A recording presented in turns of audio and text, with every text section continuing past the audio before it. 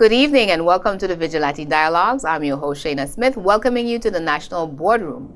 With me tonight, we have a special guest, Mrs. British Virgin Islands 2017. With me, I have my friend, my schoolmate, my colleague, Mrs. Zoe Walcott McMillan. Welcome, Zoe. Thank you so much for having me here, Shane. I think this is your first time on the Dialogues, is it not? Correct. Okay. So hopefully not the last. No, this is your first. Remember, I realized I said this is your first, so we definitely gonna have you back. So congratulations first off. Thank you. On the crown of Mrs. British Virgin Islands 2017. Tell us a little bit more about the pageant for those who may not be aware of it. Well, the pageant this year, and yet again, thank you for inviting me on here to speak about the platform, Win BVI, Win International, and the Mrs. British Virgin Islands brand, of which I am now 2017.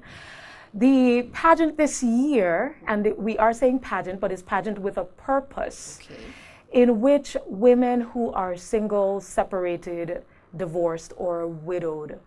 I did say single, so it's not single. You have to be married. You have to be married. I passed the single in 1997. So it's married, separated, widowed, or divorced. And apparently I fall into 2.5 categories.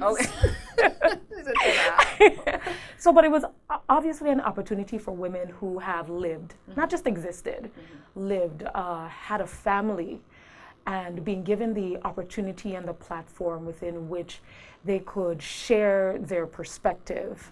Obviously from a cross cultural understanding and run with it. And I'm happy that I was selected. This year there was a selection process and I was selected by the Mrs. BVI committee. I'm going to use this point at this time to advocate and ask for persons who may have an interest, if you're married, separated, widowed, or divorced. And you feel that you have a platform, you feel that there is something that you want to lend your voice to. This is an opportunity for you to start getting prepared because we are accepting applications for the 2018 Mrs. BVI pageant. Okay. So in terms of criteria or qualification, what are the things that the committee is looking for, apart from having been married or currently married?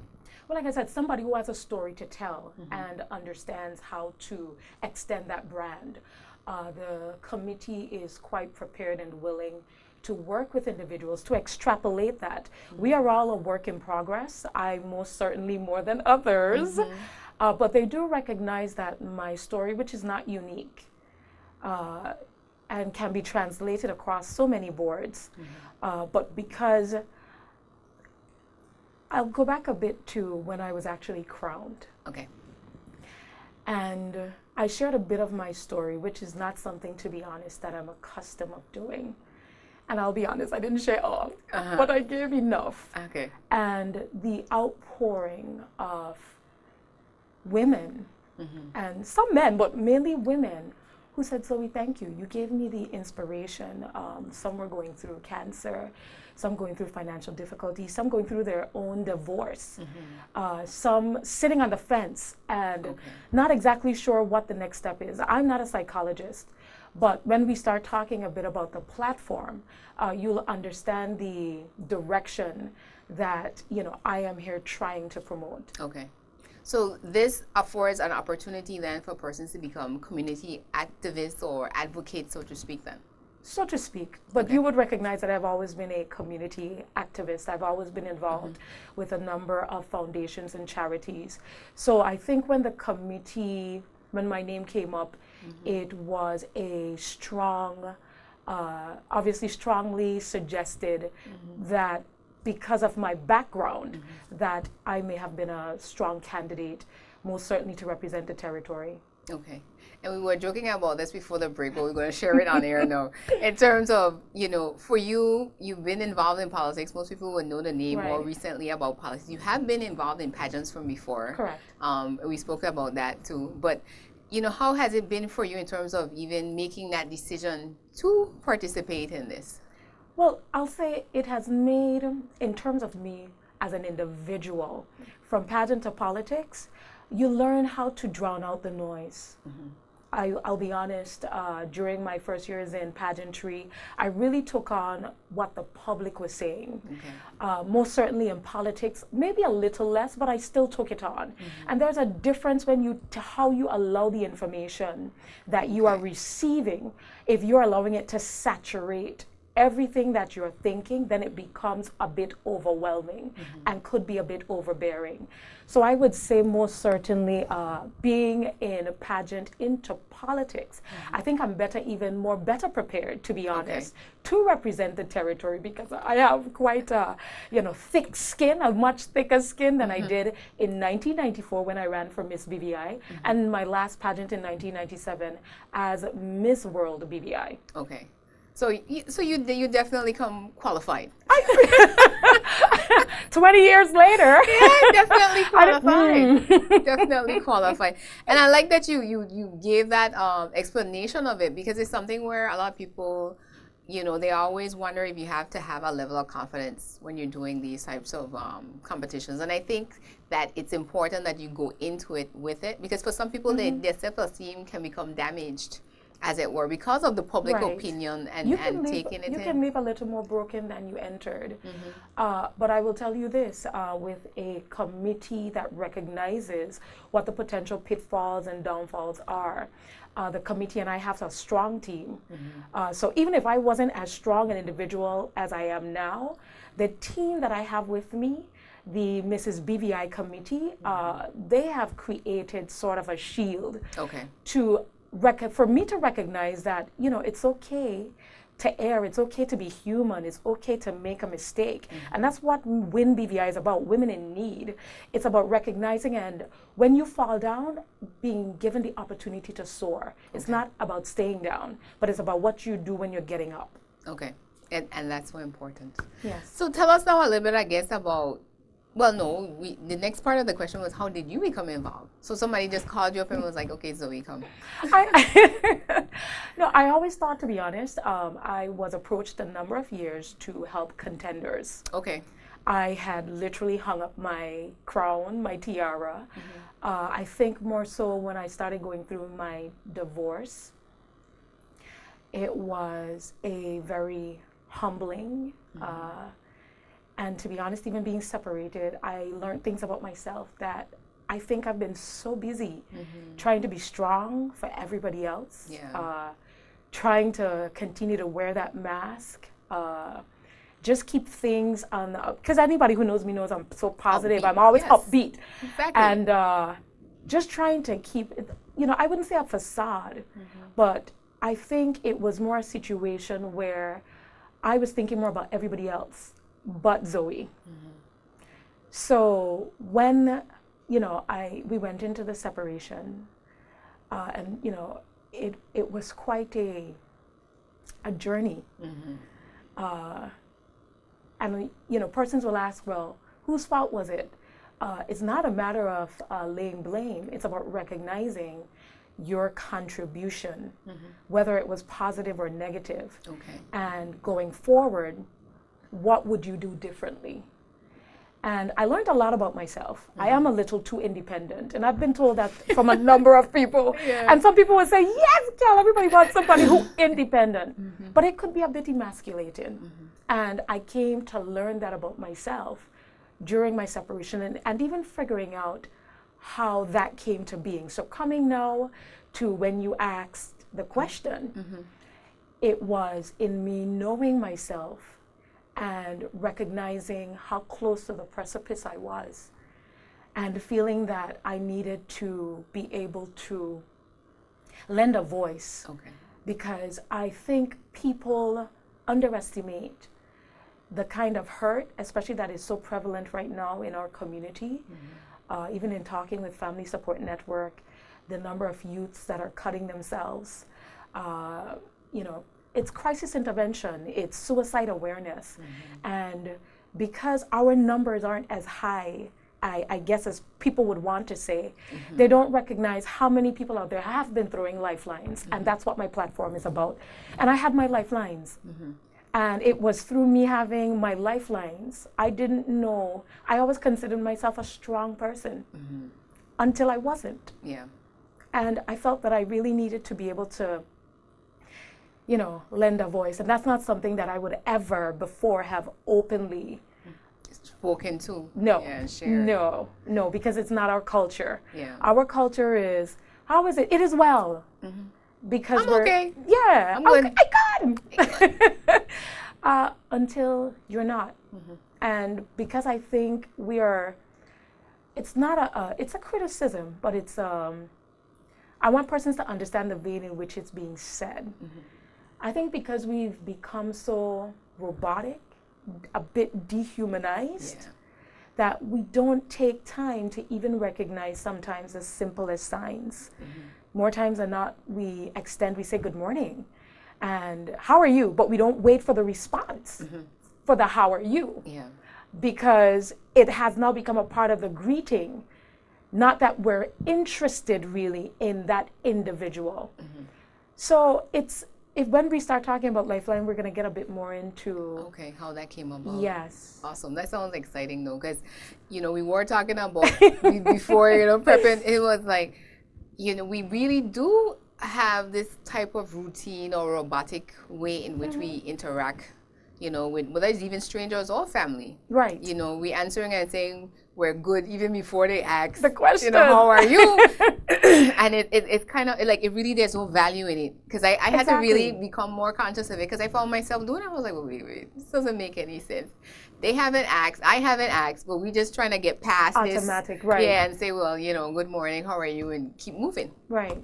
So that's definitely something we need to pay closer attention to in our society. And sometimes it's just like we said. Sometimes it's just an awareness that you're doing it, and looking to see how you can bring about change. I tell people sometimes the best way when you even talk about how to conflict resolution. Imagine driving down the road and somebody cuts you off in traffic, and your automatic response is to come with some very strongly worded phrases about this individual who cut you off in traffic till you recognize, oh, that's Shaina. Hey, you all right? So the whole theology behind that being, if we took that line of thinking in basically almost everything we do, then our perspective changes, our attitude changes, and that's what we want to become. We want to be changers of the game so that we can change the culture that's coming. We can create more an outspokenness in our young people being even able to verbalize and say, I need help. Yeah, what's happening with them. Yes. Awesome. Well, we're going to take a break here and get a word from our sponsors and be right back. Welcome back. You're tuned in to the Vigilate Dialogues. I'm your host, Shaina Smith, welcoming you to the National Boardroom. If you've just tuned in, you're missing a very interesting discussion, but we'll tell you how you can catch the beginning again. I have with me as my guests my class of 93 schoolmates, now Mrs. British Virgin Islands, Zoe Walcott McMillan. So Zoe, we've been talking about the pageant, your experience so far with it, why you got involved, and what you've already, to me, received from even the experience. And you still have many more months in front of you. So that for me is awesome. So we're going to bring you back afterward and debrief. Oh, yes, yes. After China. Yes, after China. We're going to talk to you about the road to China. So we mentioned about the WIN Foundation. Yes. And this is a foundation that has officially been around since 2014. What's the purpose of WIN? So WIN BVI has been around in the British Virgin Islands since 2014, internationally 1997. And WIN, the acronym for Women in Need. But I want persons to recognize that even though that's what the acronym stands for, that a lot has also been done in terms of the connection of the family, which also includes the male dynamics. WIN is basically recognizing that women who have gone through it, gone through the storm, gone through the hurricane, and came out on the end ready, prepared to tell their stories. I was talking to Mrs. Alicia Green, who is the founder of WIN BVI, and she was also the first ambassadorial representative for the territory in Greece back in 1998. And this is near and dear to her. When WIN started, and one of the things that she impressed upon me was this is more than just a pageant. this is more than you just even going and representing the territory, even though I know you're going to do a good job. This is about recognizing and celebrating the diversity of women, recognizing and celebrating the story behind these eyes, these smiling eyes, but that has so much history. And basically it's a win mentality. Okay. But still, like I said, recognizing the family dynamics. Okay. Awesome. So in terms of the activities or even the events that you as the Mrs. BVI candidate now, or the organization itself, what type of activities or events? Well, last year they had the Stiletto Walk. That's going to be held we're still finalizing. Initially, we had June 22nd. I have to reconfirm if we're still going to stick with that date, because I understood that there have been some changes with the high school graduation, I think, which now falls on that date. And obviously, I'm going to have to see what the top has to say where that is concerned. But it's the Stiletto Walk, and basically resonating and reinforcing for a number of the men that are coming out in heels is that they are willing to walk in our shoes. They are willing to celebrate us, to embrace what we go through. Because I think until you understand what it is, and that's one event. I've had some men say, especially when the wife goes away for vacation with her, she takes a girls' trip. A girls' trip. And they have the children to deal with. They have the household to manage. They still have to do the homework. Exactly. And when you look at all the components that actually a woman deals with on a regular basis, now there are some men that take up that mantle. And I want to say kudos to those men that do. And recognize the team dynamics. But for them, it's a fresh perspective.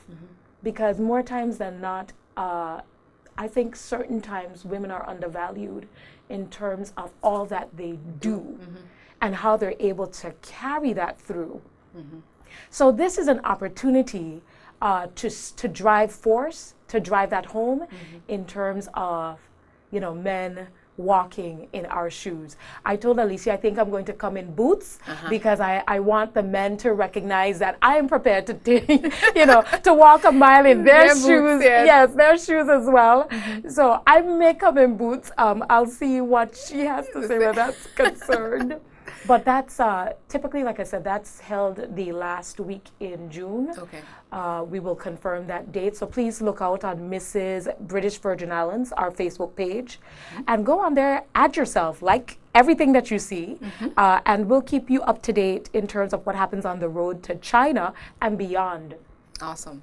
So there is also a, if you don't mind me pulling my phone up, because we have quite an aggressive campaign.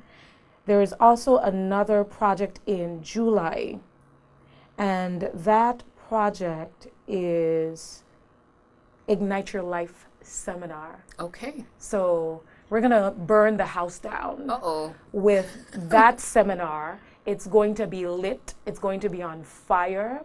And basically it's giving you the tools, the keys for your sustained success.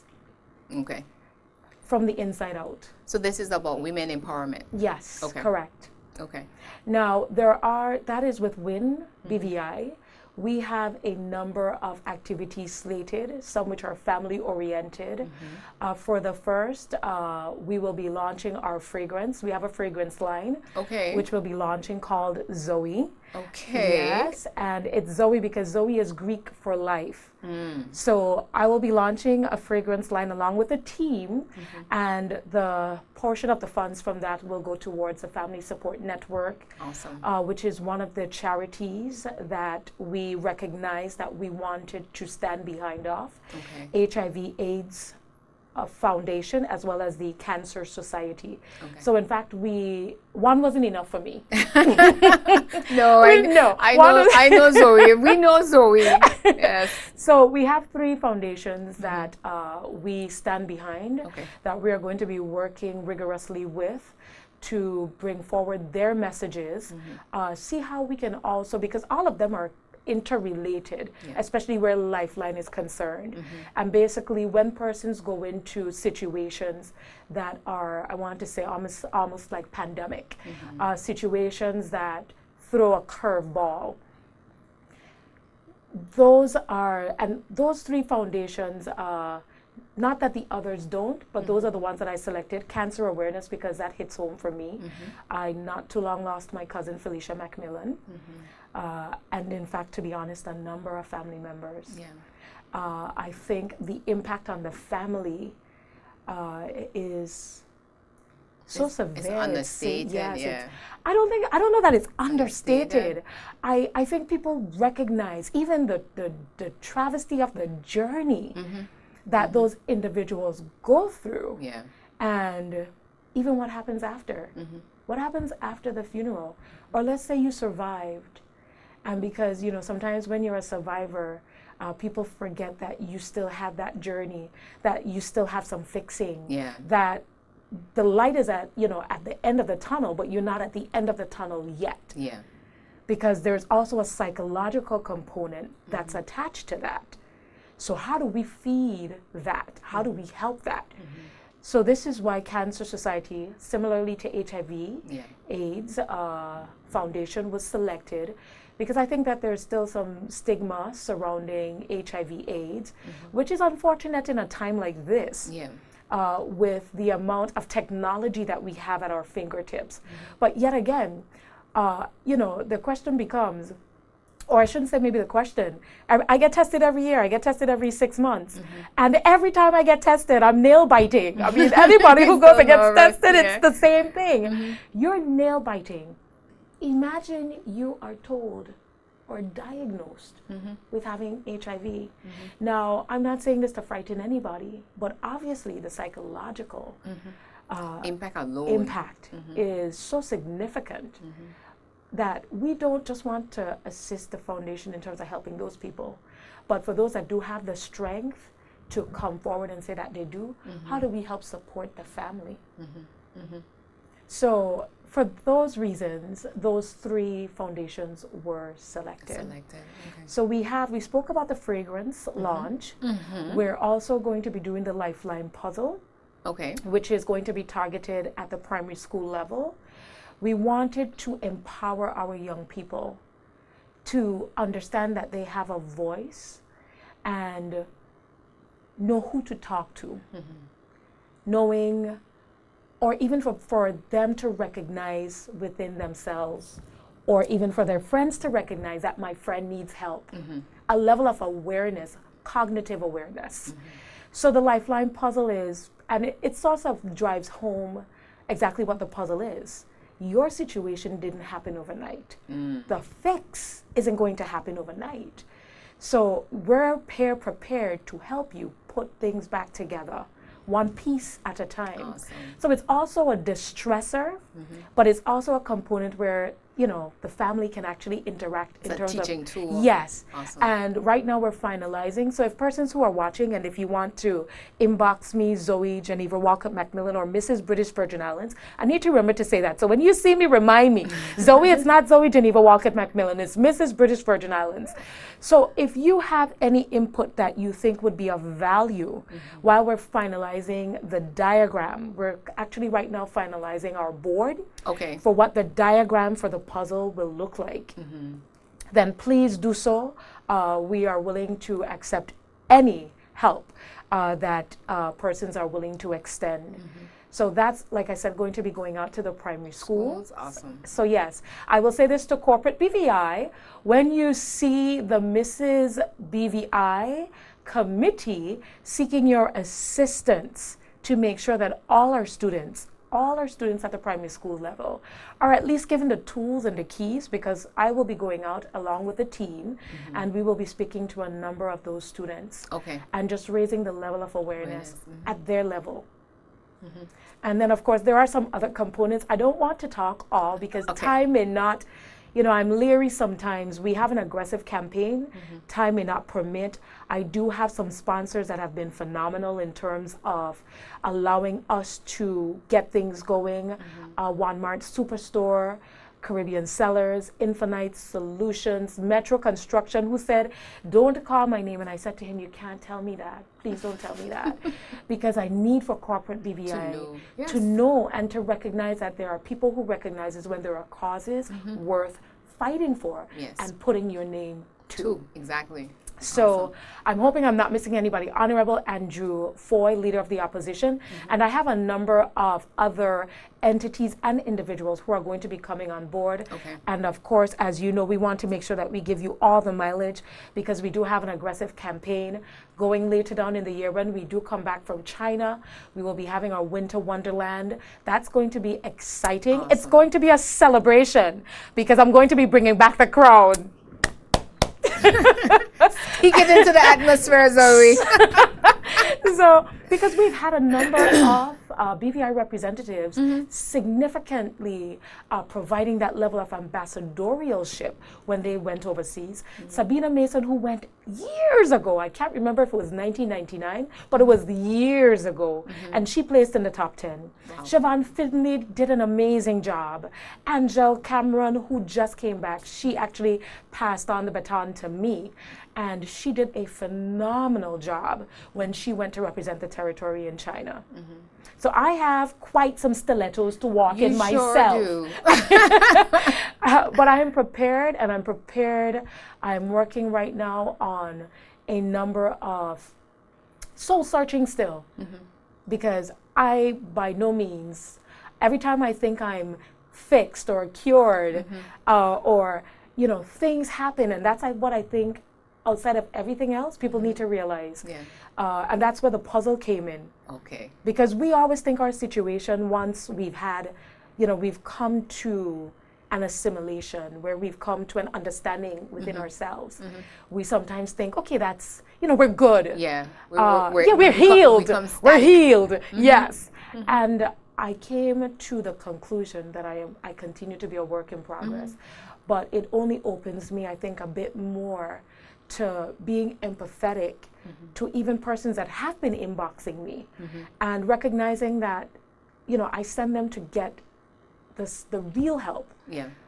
Because they've now recognized that they need help on the basis that I have come forward. And for certain persons who shared your experience. Awesome. Because for some of them, they were embarrassed too. Just like I was. I won't come public. You can't let people know, you know. No, we can't let people know when we're hurting. It's, you know, it's one of those things. But I'm glad that, I'm not glad for the travesty or the situation, because one can never be happy when a family unit is disrupted. But what I can say is we have both worked towards making sure that that has not impacted our children. And we've put that first. So as far as their well-being as well. Yes, as far as their well-being. Yeah, that's very key. Awesome. So this is a good point to take a break. When we come back, we want to talk more about the road to China.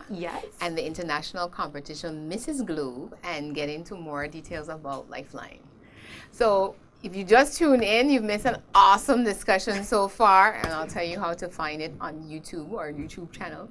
But we'll take a word from our sponsors right now and be right back. Welcome back. You're tuned in to the Vigilate Dialogues. I'm your host, Shaina Smith, and with me this evening, I have none other.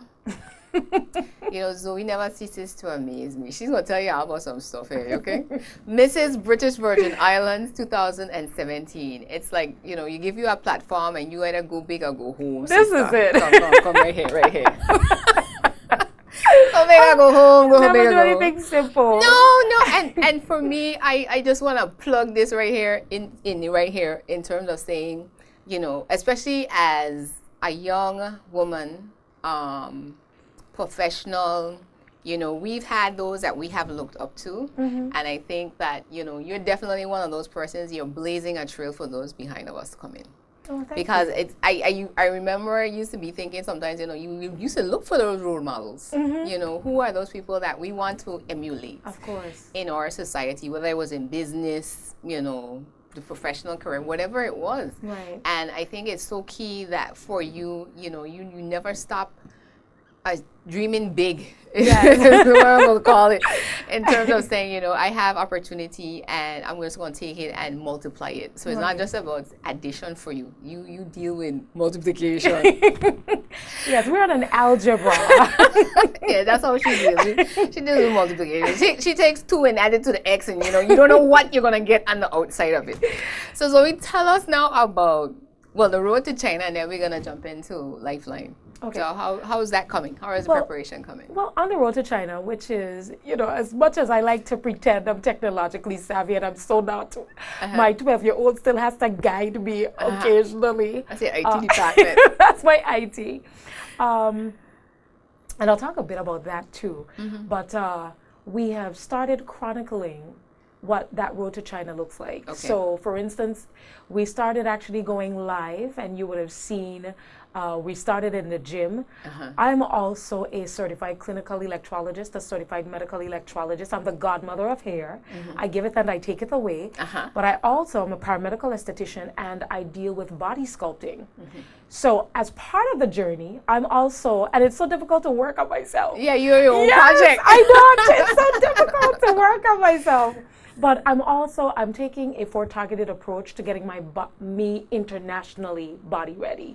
When I tell people, and I refuse to, I'm not going to mention how much weight I want to lose. Hair. Because sometimes people don't understand why you need to lose weight. Yeah.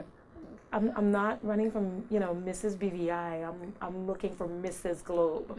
So which means that I have to step up the ante. I have to step up my game. This is international standards. Yes, you don't dress for the job you have. You dress for the job you want. There you go. So obviously I want a healthier me. And a healthier me too is obviously making sure that I'm eating right. So you will see on Thursday, we'll actually be having a food portion in terms of what are some of the, you know, meal preparations. We'll be doing some live preps. For those of you that do have an interest. So you're Facebooking live. Yes, so we're live Facebooking. This morning we did the gym. Yes, and we're going to tweak, we're going to work out some of those dark spots. It's the first, don't hold it against us.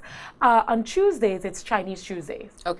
Where for us, because there's going to be a contingency, a legion of persons, hopefully, fingers crossed, sponsors, who will be going to China.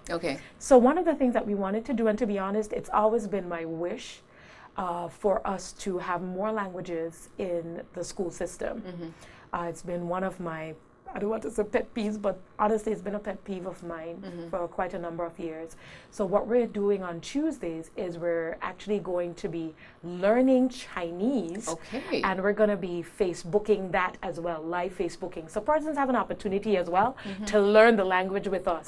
And make the same mistakes when we're trying to pronounce words that apparently we're mispronouncing. So that's what On the Road to China looks like. There is this component. I've always suffered with acne, I tell you, from a child as an adult. And I'm putting all my flaws out there. And this is a first for me, to be honest. This is a first. So this is actually breaking down a couple barriers for myself. There you go. Breakthrough.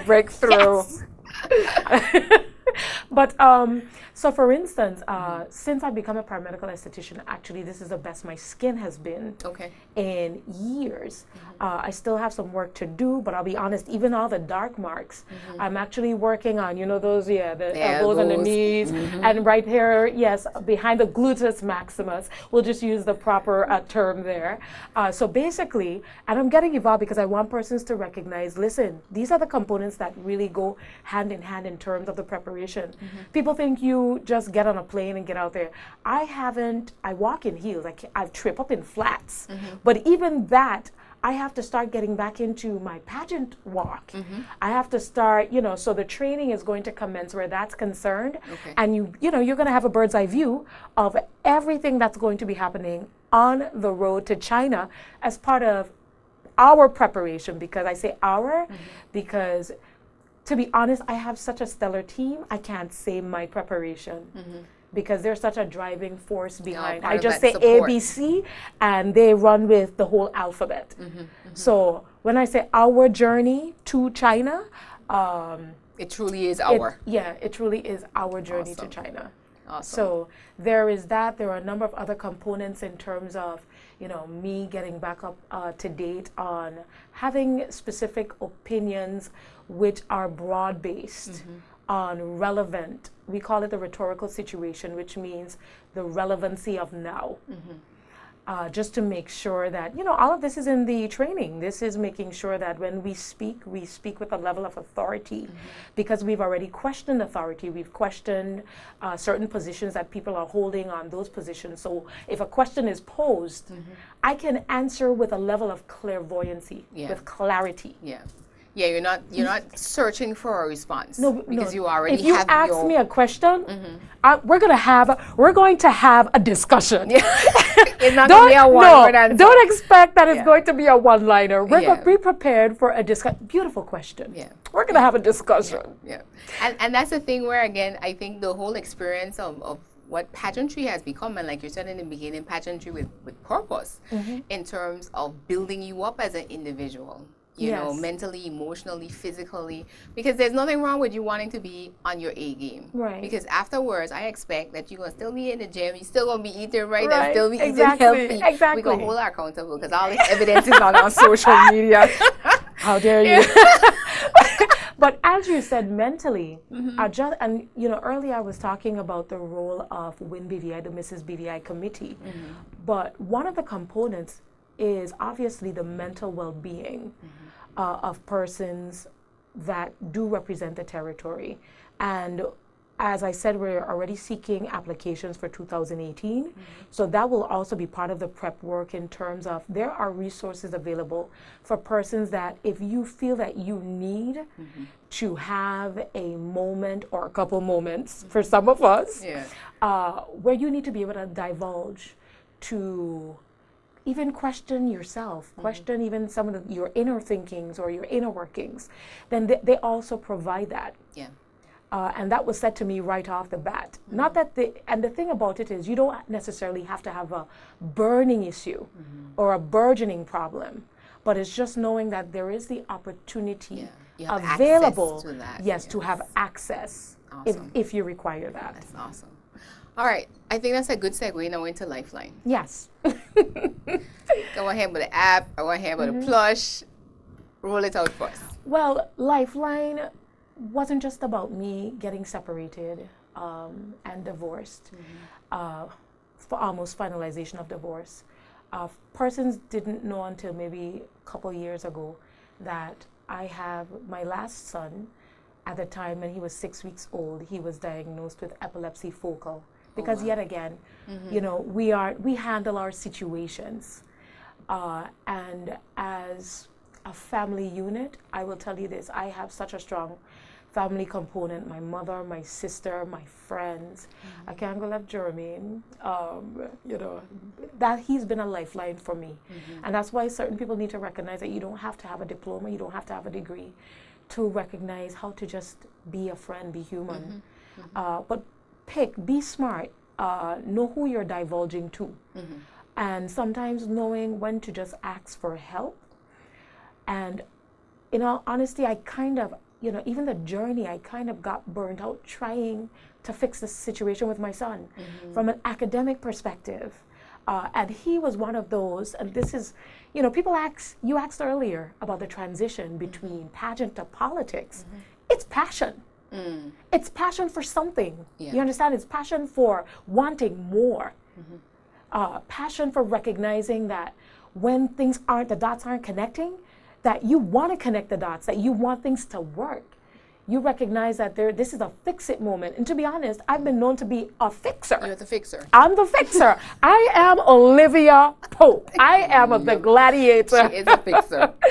So, and sometimes it becomes difficult when recognizing that the fixer sometimes needs we need fixing. And I can so relate to that because it's like, again, we come under a lot of pressure as women. Yes. And our lives are so dynamic because even if you're not married, you're in relationships. Of course. You have family, you have work, we're women in business now. So there's so many things coming at us at any given moment of the day that it takes a mental and an emotional toll at some point.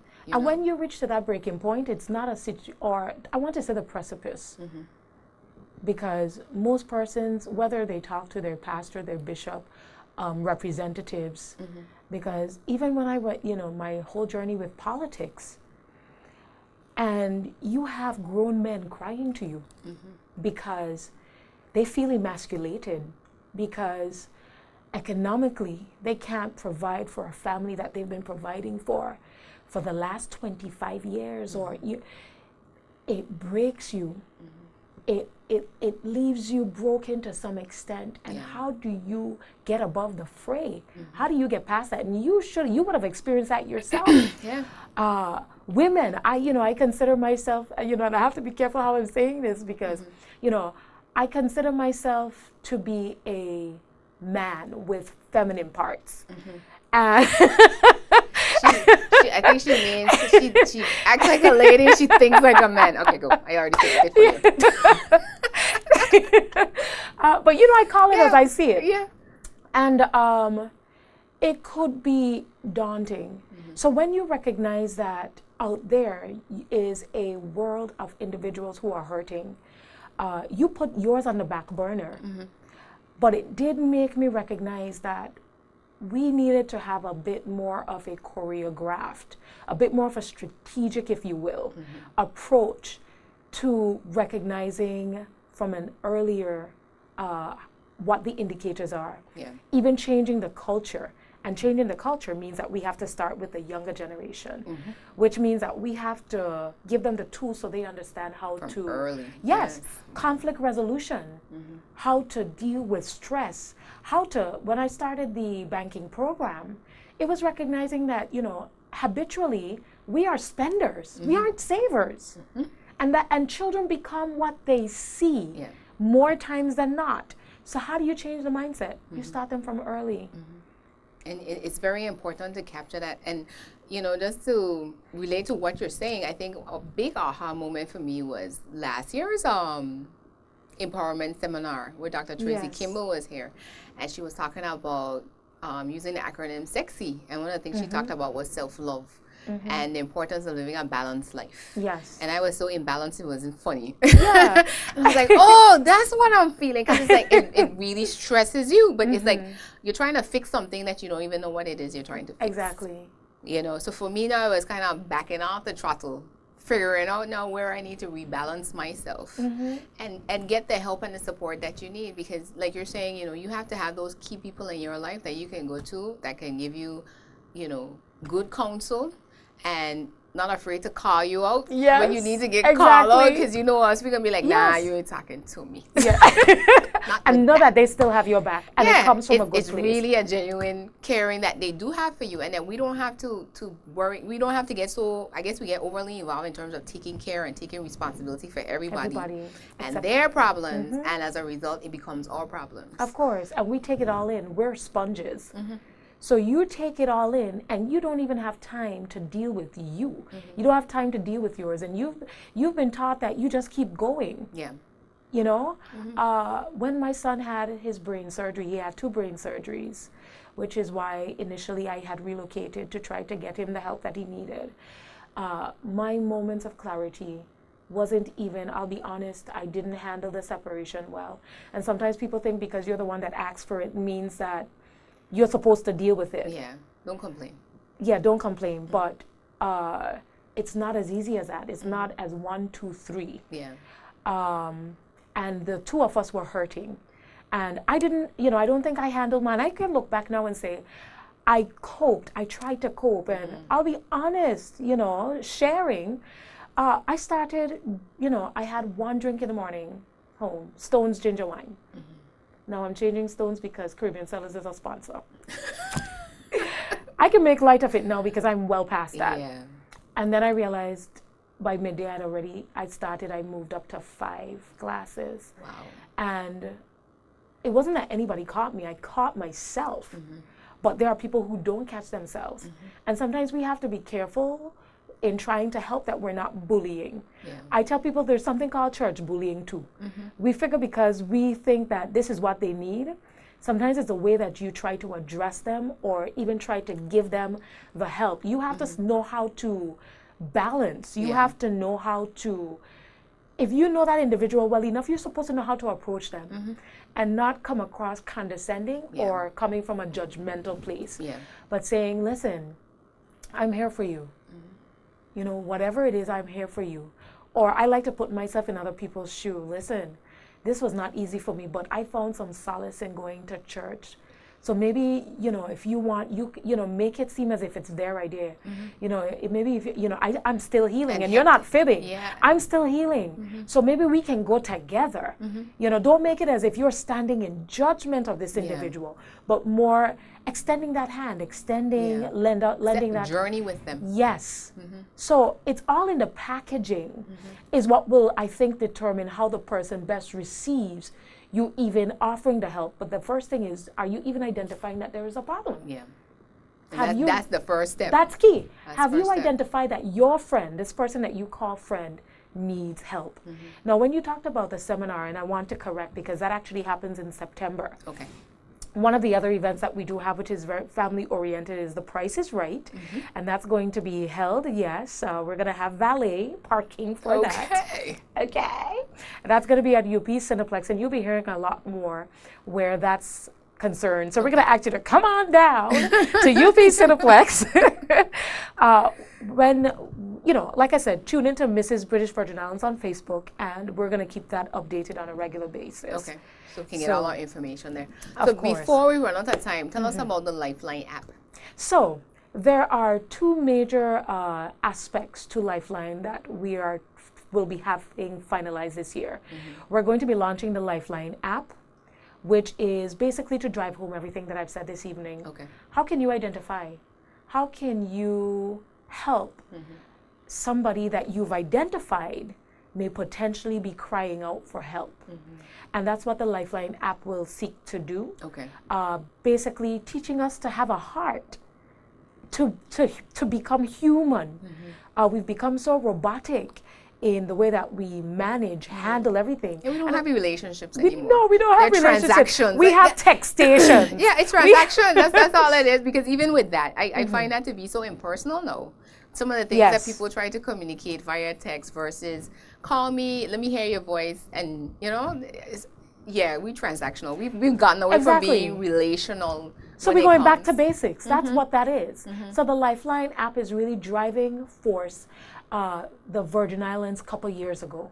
So we're just going to remind you what the Virgin Islands culture, what it stood for, what it can stand for yet again, and put it in some perspective for you where you can extend a lifeline to anybody without necessarily having a degree, but also knowing when it might be important for you to recognize they may need professional help. So I want to put that out there. It's not about you playing psychologist. Okay, because there are certain people that you may need to pass the baton. Okay, or encourage them to have that dialogue or conversation with the professional. Now, there is also the Lifeline hotline that will also be coming. And what we recognized is for those persons who feel, you know, there are persons who are still leery of getting help here. And we don't want those persons to go left unattended. We don't want those persons to keep their emotions bottled up for fear of their business getting out on the streets, as we call it or say it. So the Lifeline hotline, we're actually linking with an international organization to who do have the training to provide that sort of assistance and help. So they'll have an 800 number that they can call. I'm going to be working with the telecommunications companies to make sure that persons aren't charged. And I will ask that all of you get on board. It would be beneficial. Thank you in advance for getting on board. Because this is something that is needed. Very key. And that crisis hotline is something where, you know, somebody can be there for you at 3 o'clock in the morning. They can make that call. You can make that call. So it's just an additional avenue for persons to have somebody bend their ear for them. And then later down in the year, we're going to be launching our Lifeline plush. Now, the Lifeline logo is basically angel wings with a heart. Okay. And hands holding the heart, embracing the heart. And that's why we say have a heart. Okay. We figured that we wanted to bring it down, like in Barbados we say brass tacks. So As simple as possible. Brass tacks, exactly. And we thought, recognizing also what WIN stood for, which is allowing women, the family, the opportunity to soar. What persons recognize is, listen, I could be a good person but have bad moments. And I think people need to recognize there's a difference. Yeah. Zoe did something bad, but Zoe isn't typically bad. But Zoe had a bad moment. Zoe had a couple moments. And but it doesn't make you a bad person. But it doesn't make you a bad person. Yes. And that's one of the things when we start talking about even relationships and understanding the dynamics. Yes. We need to learn when to recognize and celebrate the successes in the persons that we are with versus leading in with the negatives, because then the information is better received. Definitely. Well, Zoe, it's out of time. Wow, already? Already. Because you know I'm a talker. Listen, I tell them always not enough for you. So I'm glad we're going to have you back on the way to China.